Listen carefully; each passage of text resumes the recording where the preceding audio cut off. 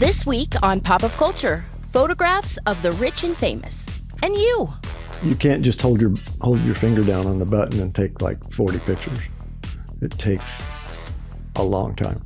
We'll also take a journey to the Indianapolis Public Library. I had people call me, I saw your art at the library, so being here in this space is really, it's really an honor. And we'll get some FaceTime with Facing Project host J.R. Jamison to learn what he's working on when he's not behind the mic. Coming up. Pop of Culture on IPR is made possible in part by Psi Iota Xi. Additional support comes from the Indiana Arts Commission, the Community Foundation of Randolph County, the National Endowment for the Arts, and sustaining members of IPR. You can support local programming today at indianapublicradio.org. From IPR, this is Pop of Culture, and we have taken the show outside on this beautiful day. I'm Kara Duquette. And I'm Michelle Kinsey. We're going to start today by focusing our lens on photographer Ronn Brown. Ronn forged a successful career path as a photographer for television and the film industry in Hollywood, California. I started by asking him, why'd he move back? It was the end of 2019, and I felt like I had accomplished what I went out there to accomplish. So I sold my house and jumped in my Jeep and drove back. Nice. So I know that you do a lot of work with the community, and I want to know, do you have a similar feeling about the community that you find in Indiana that you experienced in Hollywood? Believe it or not, the community in Hollywood is pretty tight. Like I met an awful lot of people, like a couple of actors lived across the street from me, and it was so easy. I found it very easy. And I was talking about this at the Art Allegiance luncheon, and we were talking about people from the Midwest moving out there. And one of the first things people ask you, well, where are you from? From Indiana. And they go, oh, we love people from the Midwest because they work hard. Well, that's a pretty good reputation to have. Absolutely. Well, when you say you felt like you did everything you needed to do in Hollywood, what did you do there? I had a digital technician company, which had taken several years to get into, and would furnish cameras and computers and basically all it took to capture the images and then process them out and deliver them to the client. Okay. So Robert G. LaFrance says that you can take a mere mortal and immortalize them in film. So can you elaborate a little bit on whether you agree with that and what inspires you to photograph people? Everything as far as photography goes that means things to me is the light, because the light is how you create everything. I don't use what, let's say, a normal portrait photographer in Indiana would use.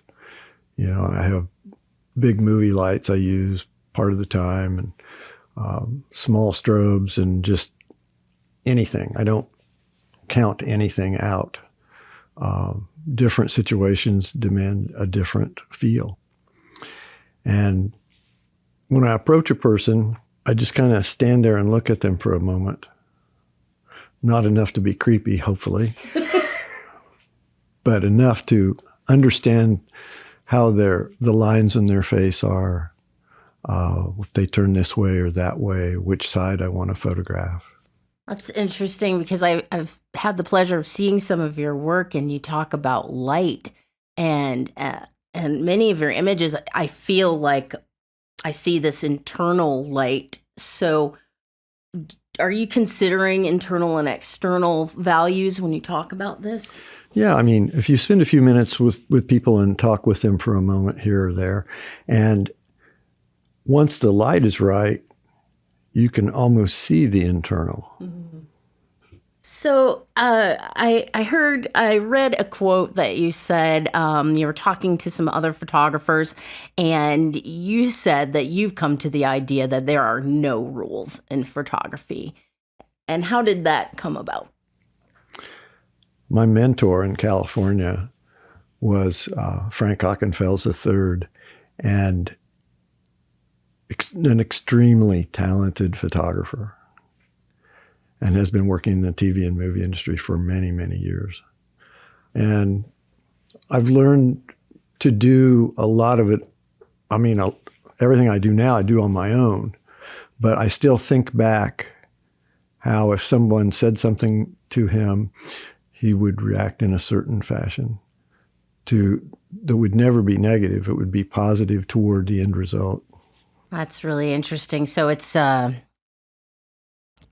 of situational relationship. Yes. Mm. And speaking of that, so what's the situation you find yourself in with the Muncie community now that you've made it home? Well, I got back in February 2020. Oh. So it was like a few weeks prior to COVID closing everything down. So I bought a mannequin on Amazon, had it shipped in. Her name is Julia. And I got her a red wig. Anyway, and so at the time, I had bought my mother's house and I was living there, and I would set up things in the living room and photograph the mannequin. And then as things broke up, and about a year and a half ago, I bought a building on Walnut Street, and I have so much room now. It's great. I have basically 3 studios in it, and I live in it.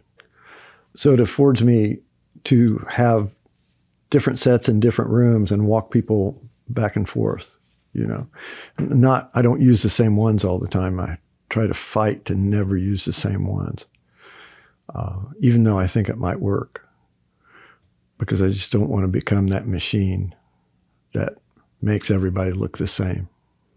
Well, I guess I'm interested to know. I know you recently were a guest curator for an exhibit that's up now at the DOMA, the David Owsley Museum of Art.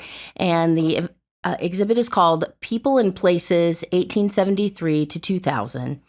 And I would like you to talk to us a little bit about your experience as being the guest curator and how it relates to your own work, if indeed it did. Well, it was interesting. I had the entire collection of photography to go through and I picked 41 images out of it.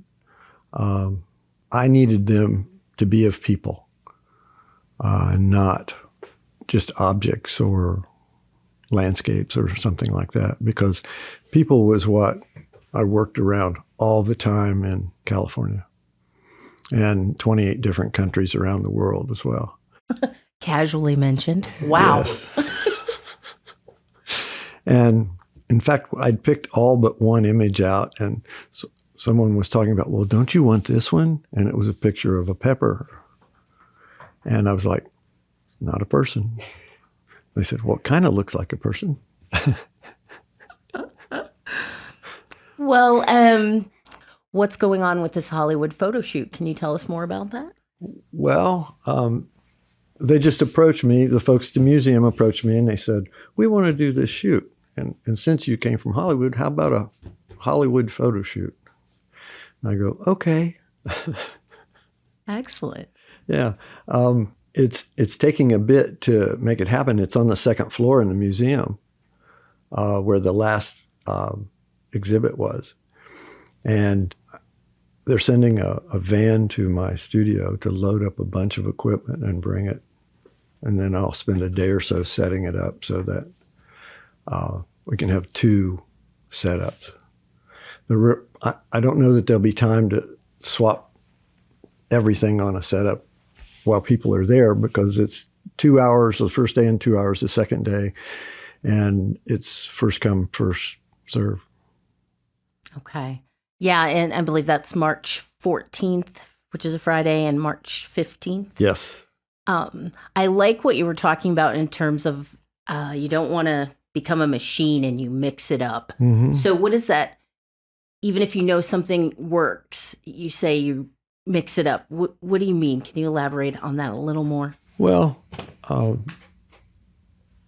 it could be just simply moving one light 4 feet one direction, or twisting the background, or throwing a wrinkle across the middle of the background, or anything to make it different. Excellent. It's kind of getting out of your comfort and and what you know will work. Mm-hmm. Is that okay? I like that experimental spirit, Ron. And is there anything else you'd like to talk to us today about photography, your work? Well, it's really interesting, the exhibit that I curated. It has 4 Marilyn Monroe pictures in it and 5 Salvador Dali's in it. And it's a very mixed group of photographs. They're all people, but a lot of them are from the Depression era. And it covers almost any type of person you can imagine. Well, you mentioned some of the photos, and I've had the pleasure of going to the show. And the Philippe Hansen images, I learned about jumpology. So if you want to see Marilyn Monroe jumping. Yes, there is. He caught her in mid-jump. But my favorite of the jumping ones that are there are the cats and Dali. Yes. One of the first times I went down into the archives to pick prints out, the Dali one came out of the drawer, and I was like, okay, I have to know more about him. So I went to the bookstore and bought a book on him. And what a wacky guy, but what an amazing talent. Yes, that picture is fabulous. They used an 8x10 view camera to make those pictures because of the time period that it happened in. And it's a huge camera, but you put a film holder in and pull a dark slide out and take it, and then you put the dark slide in and flip it around and pull the other dark slide out and take another one, because there are 2 sheets that fit in each holder. And so you can't just hold your finger down on the button and take like 40 pictures. It takes a long time. Anyway, that picture took 28 photos to make it. And Halsman's daughter was the cat wrangler. And I don't know who was Dali's wrangler, but I'm certain that there was one. But it's a fun picture, and I love reading about it and how it was done and all that. And there's also water flying through the air. So they had to wrangle the water, wrangle Dali, and wrangle cats. I'm glad you spoke a little bit about the process to make it happen, because it seems to defy everything, that has to do with gravity as we know it. Truly, yes. Well, thank you so much for talking with us today, Ron. My pleasure. Ronn Brown is a photographer who now resides in Muncie.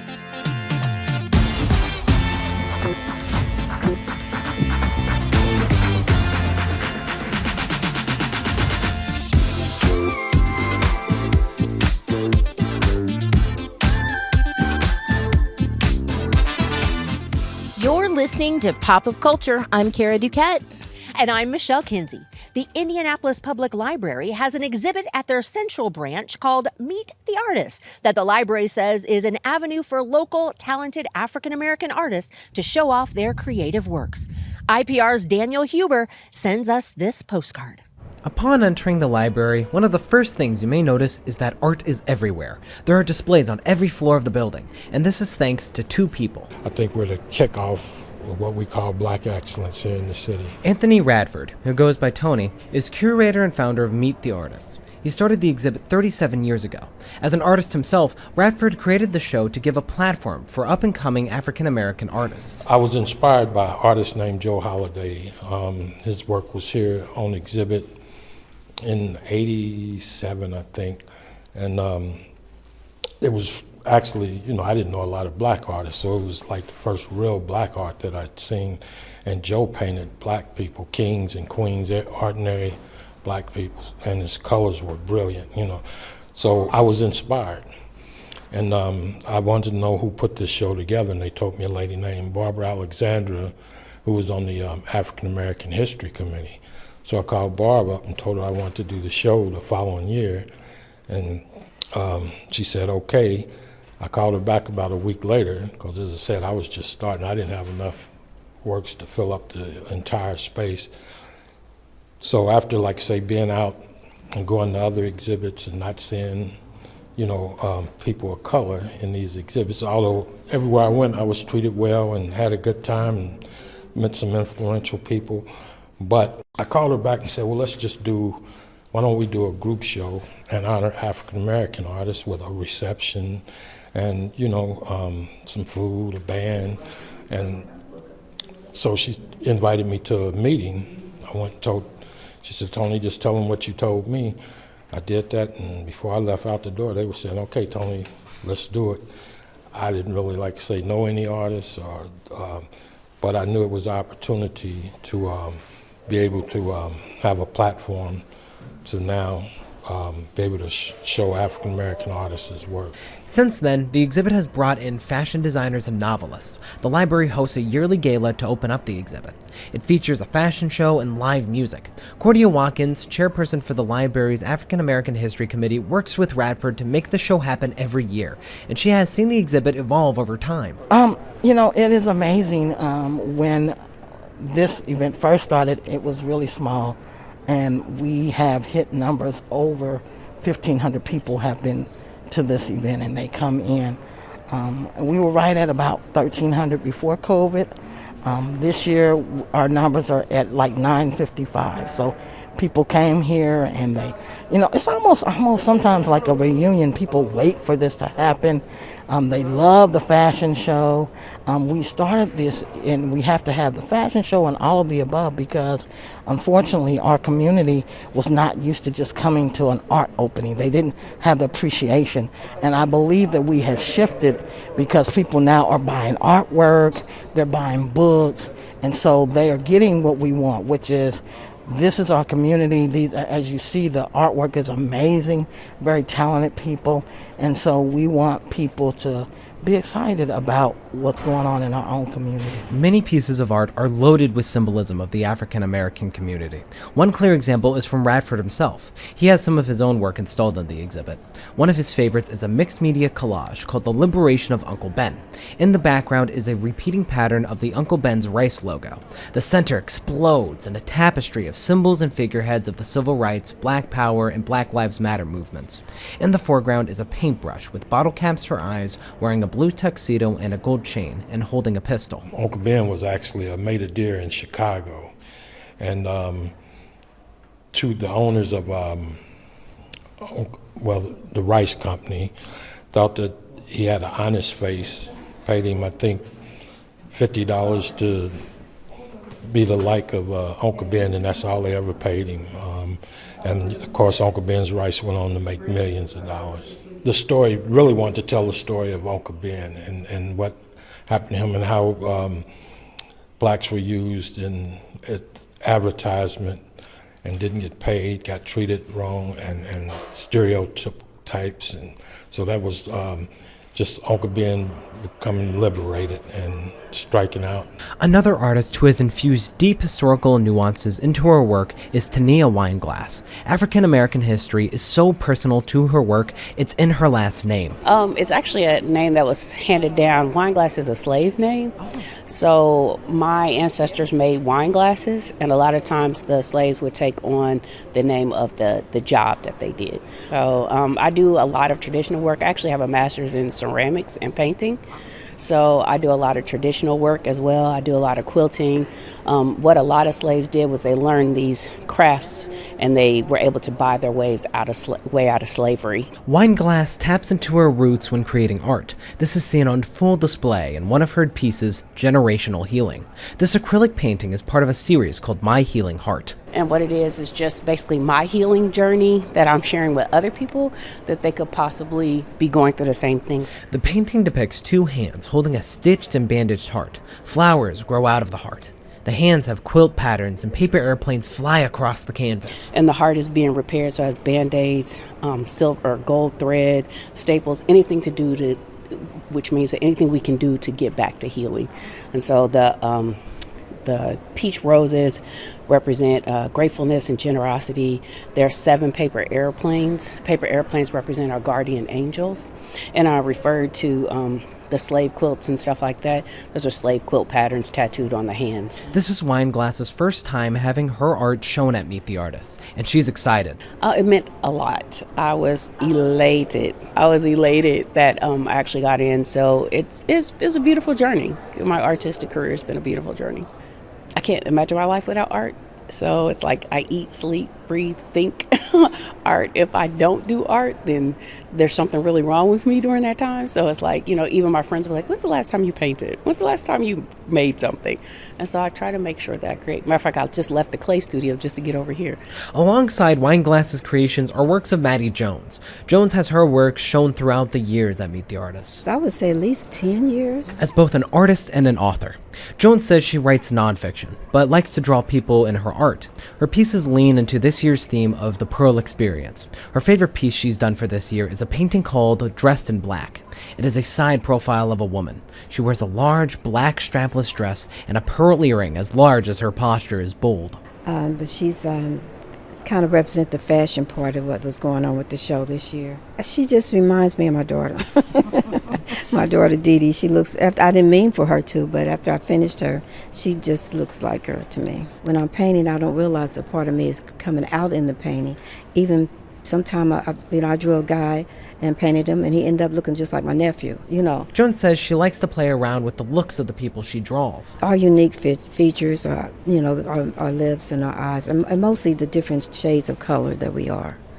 So it's never, like you can't really tell. A lot of times you can't even tell if it's a black woman or not, because I like that idea too. I go that way as well. But our different shades and our different personalities and the different ways we represent ourselves. I like the themes of really empowerment. I know that's like a cliche, everybody uses that, but it's impressions. I have to just a person's personality or character. Jones and many others are preparing for the Fourth Friday celebration on March 28th. That day, the library becomes an intimate environment where the public has the opportunity to talk to the artists and authors, see them working on other projects, buy artwork from the artists, and get books signed by the authors. This year's Fourth Friday comes with much anticipation, as it is the library's first one since the pandemic. The closing event leads to many opportunities for the artists, especially, as Wineglass points out, at a place as important as the Central Library. It's not like one of the smaller libraries, which those are still nice, but everybody comes down to the Central Library. And so it's very important that it's actually here and highlighted. And like if visitors come to the city, they're going to come to the Central Library. Jones agrees. After the opening, I had people call me, I saw your art at the library, so being here in this space is really, it's really an honor. In Indianapolis, Daniel Huber. The Indianapolis Public Library's 37th Meet the Artist exhibition is open during library hours through Saturday, March 29th.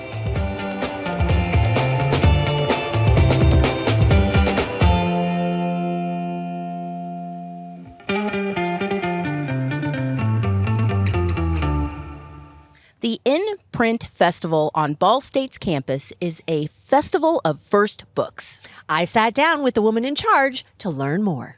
The In-Print Festival of First Books is a 2-day celebration of literary writing and publishing on the campus of Ball State University. And here to talk about quite a milestone, when it comes to the festival is Katie Didden, and she is the director of the creative writing program at Ball State and one of the organizers of In Print. Katie, thanks so much for joining us. Thank you for having me. It's such a good thing to be here. Thanks. And what a great reason to celebrate, right? A huge milestone this year for the festival. Yes, we are so excited. It's at 20 years of the In Print Festival. So we've planned a huge party, and we hope everyone will come. And what was the impetus behind starting the festival 20 years ago? Well, 20 years ago, my colleague Jill Chrisman had this amazing insight that while our students might be very inspired by a famous author coming to campus, it was often hard for them to relate to someone who was at the late stages of their writing career. So Jill thought, why not invite writers who have just gone through the process of publishing their first book? Because our students might have a ton of drafts on their computers, and they might wonder, how do I move from having those drafts to actually getting published? So Jill set up the festival where on the first night, a fiction writer, a nonfiction writer, and a poet who had just published their first book would come to campus and read from those books and talk about what it was like to get those published. So the second night was an editing panel where we also invite an editor to campus so that we can talk about what it's like from the other side. What are editors looking for? And this turned out to be such a terrific formula. It really has become the heart of the creative writing program. What I love about it is that students can get outside of our individual classes and see themselves as a huge, large community of writers. Yeah, I love that. I love the whole idea of when you're getting someone who has just published their first book, all of the things they went through are still really fresh in their minds, right? Absolutely, and yes. so they can offer those insights, those tips, those tricks, that support, really, right? Isn't that what most writers, if they're wanting to launch out and actually take it from the draft on the computer to actually publishing? I mean, that's a huge leap. And it sounds like Imprint has become what a wonderful supportive community for that. For sure. And one of the great benefits of the festival is that the panels themselves become really good friends. So we hear from them that they stay in touch even across the years once they meet here at Ball State. So that's also a great benefit. Oh my gosh, I love that. So tell us about some of the authors that are going to be here this year. So this year, to mark the 20th anniversary, which is a huge milestone, we thought we would switch it up a little bit. And we have invited a panel of all Ball State alumni. What? Yes. That's awesome. So we are welcoming nonfiction writer Elisa Sachin and novelist Jay Coles and poet Matt Hart and author and editor Gretchen Stelter back to campus. So this is a little different because some of these authors have multiple books. So for example, Matt Hart has 13 books, but we're still hoping that since they're Ball State alums, our students will see, oh yes, this is a pathway for me. Yes. This is someone that I can network with. And also I could see myself as a Ball State author publishing books and being part of this larger alumni network. So talk a little bit about the fact that this is open to the community. So who should come to this event? Anyone who's interested in writing, anyone who has a connection to Ball State. What we love about it is that it's kind of like a mixtape. So that first night on the panel, you'll hear different styles of writing. So you'll hear a novelist and a poet and a nonfiction writer. And we'll also have a literary fair where you can come and learn about the creative writing program, and you can meet the authors. They'll do a book signing. Nice. We're also hoping to have a table featuring our books by our alumni, and we'll have our student groups there. So anyone who's interested in hearing really good literature should come to that first night. And then we've changed things up for the second night. We've moved the editing panel to the afternoon. That's still open to the public. It'll be at 12:30 in Letterman Building 125. And because a lot of our authors are also editors. So, for example, Alicia works for The Rumpus, and Matt edits literary journals, and Gretchen's an editor. So we'll be having conversations with them about what it means to be both author and editor. But then we created a new event on Thursday night, which is called In Print in Person. and it's a writing showcase. So we're welcoming back 2 other alumni. So best-selling memoirist Ashley C. Ford, author of Somebody's Daughter, and J.R. Jamison, who's one of the co-founders of the Facing Project with Kelsey Timmerman, and who's also the author of Hillbilly Queer, have agreed to co-MC this event. Wow. And we'll be having showcasing writers, some alumni writers and undergraduate writers and faculty and graduate writers. Everyone will be giving a very brief reading, again, like a mixtape, and it'll be a really big party. So we're looking forward to that. Oh, I love that. And again, that is open to the public yes, as well. We right? hope everyone will come. We're really excited to show off our creative writing program to everyone, and we hope it'll be a welcoming place and a place that will inspire everyone. Give us the rundown, Katie, again of the dates of the festival and the times and where people can get more information if they want a little more information about the authors involved. So the first event is on Wednesday, March 19th, and it starts at 7 p.m. with the literary fair. That's in the Student Center Ballroom. And the author reading starts at 7:30 p.m., and that'll go for about an hour. And then there'll be a book signing and Q&A. And then the second day, on Thursday, March 20th, at 12:30 is the editing panel in Letterman Building 125. That'll go for about an hour. And Thursday night, again at 7 p.m., we'll have a literary fair, and at 7:30 p.m., imprint in person.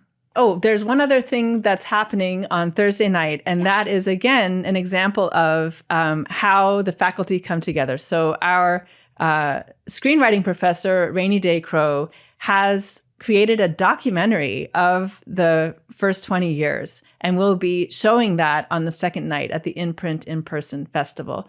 And so we've gotten shout outs from members of the writing community, and you'll hear from Jill Chrisman all about the Imprint Festival and how it came to be. So that's also really exciting this year. Wow, that is a packed event, a packed 2-day event. Katie, being around for 20 years as an event, as a festival, is no small feat. What do you think it is about this particular festival that has maintained its momentum over 2 decades? I think it's a very elegant structure. I think that it's very clearly laid out that we have the reading and then the editing panel. But I also think it's because all of our faculty are so invested in this, and that we see how much it means to our students. So, behind the scenes, I'm emailing all different faculty members who are promoting this in their classes and offering to read for the festival, for example, or our students also introduce the authors who are coming. So there's a real sense of hospitality and welcome. I think that's part of it, is that everyone's on board.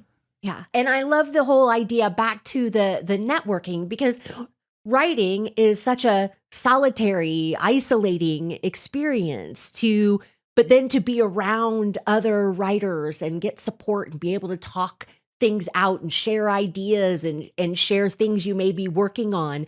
Talk about how important that is to the writing process. You said that so well. I do think that it can feel very isolating to be a writer, but really at the heart of writing is inspiration and conversation. And that when you see it in that way, that it's an opportunity to connect with other people, then that gives your writing a sense of purpose and a sense of life. I really want our students to find their voice, to understand that their work has meaning, that the world is waiting for what they have to contribute. And I just want them to feel inspired, encouraged, supported, and successful. Oh, I love that. Well, thank you so much for coming into the IPR studios to share more about the Imprint Festival, and congratulations on 20 years. Thank you so much. Thanks for giving us this opportunity. Katie Didden is the director of the Creative Writing Program at Ball State University. Full disclosure, J.R. Jamison is one of the hosts of the Facing Project, which is produced here at IPR. In Print is Ball State's Festival of First Books. It takes place next week on Wednesday, March 19th and Thursday, March 20th.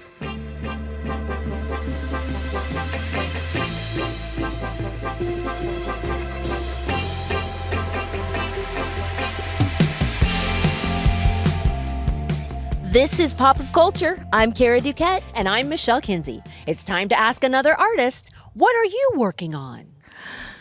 We are speaking with author J.R. Jamison. J.R. is also co-founder of the nonprofit organization, The Facing Project, and the host of the Indiana Public Radio show of the same name, The Facing Project. Thank you for talking with us today, J.R. Absolutely. Thank you for having me. It feels really odd to be on this side of the mic, but I'm really excited to be in conversation with you. Oh, I'm so glad you are. Many of us listening today are likely familiar with your first book, Hillbilly Queer, a memoir that was released in 2021. Mm-hmm. And if you're not familiar with it, consider giving it a read. I really enjoyed the book, and in my opinion, it showed a lot of undergirding of love and different experiences and paths and growing through openness. And I think that's poignant right now. Thank you. Yeah, I'm amazed how the message has continued into 2025. I just told someone the other day, I'm really tired of talking about hillbilly queer. I mean, I still do, right? Because the message is important. But I'm amazed by how that message has continued. And I think it just speaks to where we are as a country, too. Mm-hmm. And the whole idea of art reflecting what's happening in the world. That's really what the book is in many ways. That's so true. And we have a question for you. Yeah. Our WAYWO, what are you working on? Are there books on the horizon? There are. After I finished Hillbilly Queer, I had to think about what am I going to write next? Because that's always the question that's asked of every writer and author after something comes out.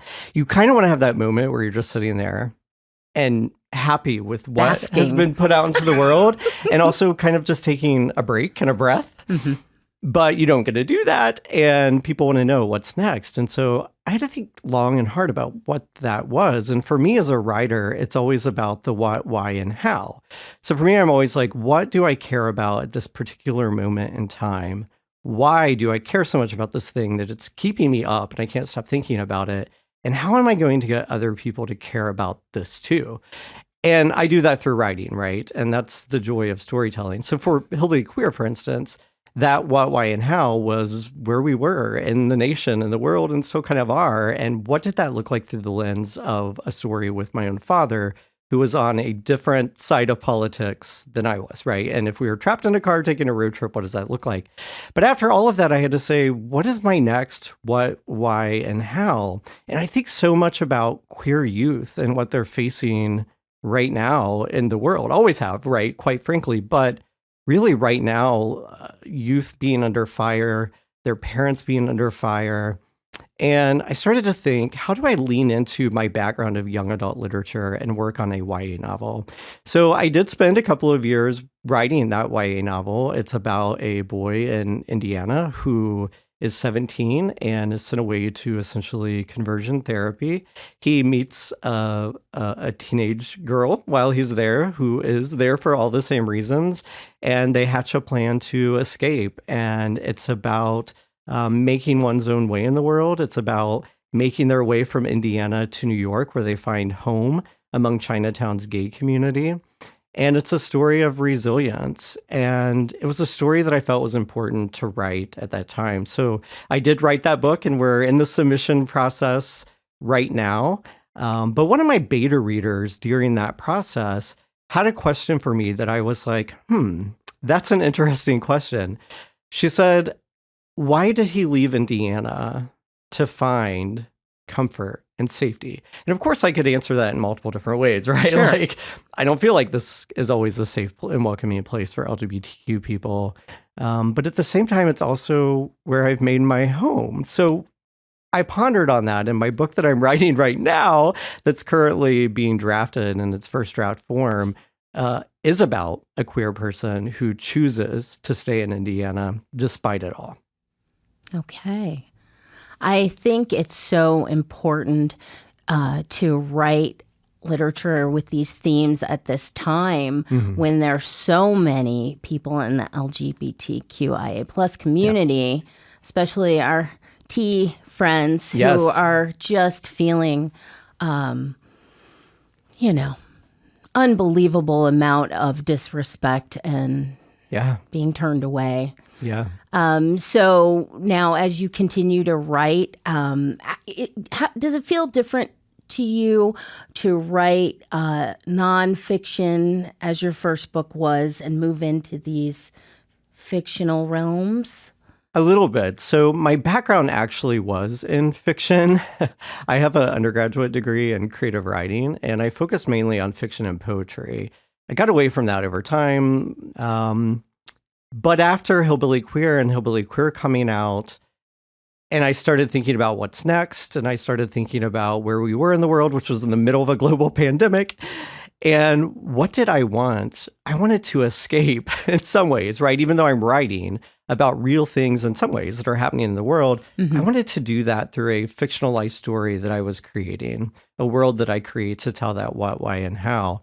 So really didn't feel odd to move back into fiction, even though I had moved away from it so many years before. Well, can you tell us a little bit more about the characters that you were talking about that escaped this conversion therapy?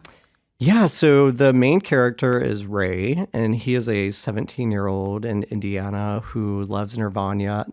Nirvana is a little sheepish, isn't very worldly, comes from a small town. He gets the courage to come out to his parents, his mom, who says, we need to tell your dad, and his dad is not so accepting of his coming out.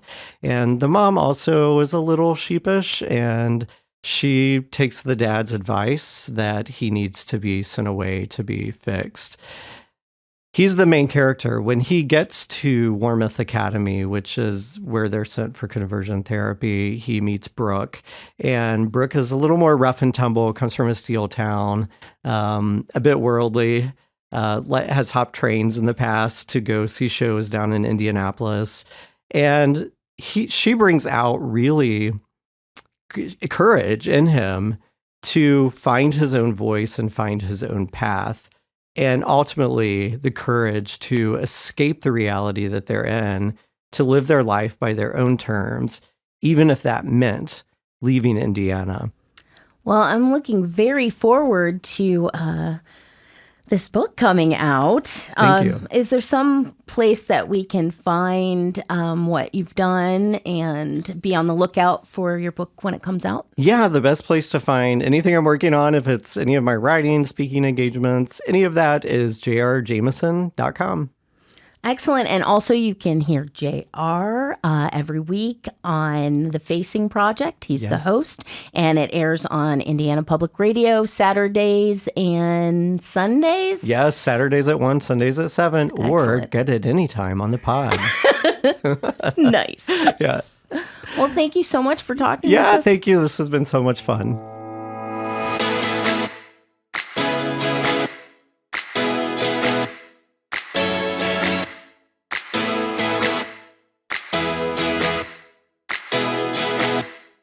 All right, Michelle, do you know what time it is? What time is it, Kara? It's time for the arts calendar. Ooh, one of my favorite times. Muncie Civic Theater is presenting The Importance of Being Earnest by Oscar Wilde in the Kazaza Family Studio Theater this weekend. The play chronicles the antics of two bachelors who create alter egos, both named Ernest. To escape their tiresome lives, they attempt to win the hearts of two women who conveniently claim to only love men called Ernest. For more info, go to munciecivic.org. Rock the Arts is happening Saturday, March 15th at Cornerstone Center for the Arts. The Smoking Horses Band will perform beginning at 7 p.m. Proceeds benefit Cornerstone Center for the Arts. Of course, there will be lots of ways to celebrate St. Patrick's Day this weekend. Woohoo! Woo! Like the St. Patty's 5K run at Summit Lake State Park on Saturday. Ooh. Or the Newcastle On Tap St. Patty's Day party on Saturday. Fun. Or how about a blues concert with the Hunter Lee Band at the Farm Stand Second Story Lounge in Muncie on Friday? Nice. or a performance by the Prairie Creek Sirens Saturday at the Herat in downtown Muncie. Ooh. Wherever you choose, be safe. Let the shenanigans begin. Indeed. The annual Indiana Flower and Patio Show kicks off this weekend at the Indiana State Fairgrounds in Indianapolis. See gardening, outdoor living, floral, and plant designs to inspire your next project, and much more. I cannot wait to get my garden planted. I'm so ready. Being outside makes me... That's all I can think about is I just want to be outside all the time. Yes. The Cardinal Chorus and Choral Union will perform at 7:30 p.m. Sunday, March 16th at Ball State's Sursa Performance Hall. The choirs will sing of love in any language. Ooh, that sounds lovely. Love being the first person to hear new music? The 55th Annual Pellegrini Festival of New Music is Saturday and Sunday, March 14th and 15th at Ball State. This year's fest will include guest composer Zay Munn, the Coalescent Saxophone Quartet, and composers from around the country. More info at bsu.edu/music. Women of Song and Vox Anima will perform at 7:30 p.m. Tuesday, March 18th at Sursa Performance Hall. This annual choral contribution to Ball State University's Women's Week activities features a variety of music and special guests who all highlight the voices and contributions of women in music and society. As part of its monthly public domain theater series, Cornerstone will present the film The Man with the Golden Arm on Wednesday, March 19th. The 1955 film features a powerhouse performance by Frank Sinatra as a jazz drummer battling drug addiction while trying to rebuild his life. The movie begins at 6:30 p.m. On Wednesday, March 19th, artist Justin Favola will be on campus as part of its Arts Alive series. Based in Las Vegas, Justin Favola creates large-scale installations and sculptures reflecting American pop culture and the Latinx experience. The talk begins at 6 p.m. I highly recommend Googling this artist. You have got to see his installations. They are enormous and colorful and incredibly powerful. If you have a pop culture event, let us know at indianapublicradio.org/contact. Then click Pop of Culture.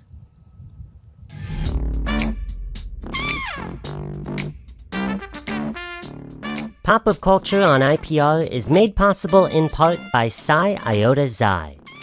Additional support comes from the Indiana Arts Commission, the Community Foundation of Randolph County, the National Endowment for the Arts, and sustaining members of IPR. You can support local programming today at indianapublicradio.org. And that's our show. Our Director of Audio Operations is Sean Ashcraft, and our producer is Luke Jones, who will be signing copies of his first novel, Pop of Culture and Parmigiano, at the 60th Annual Imprint Festival in 2065. Our show was hosted by me, Michelle Kinsey. And me, Kara Duquette. Pop of Culture is a production of IPR. We are outside on the campus of Ball State University. Ready? Give it a beat or two.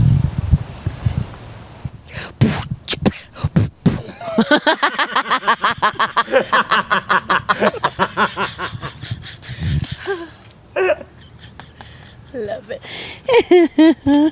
Oh.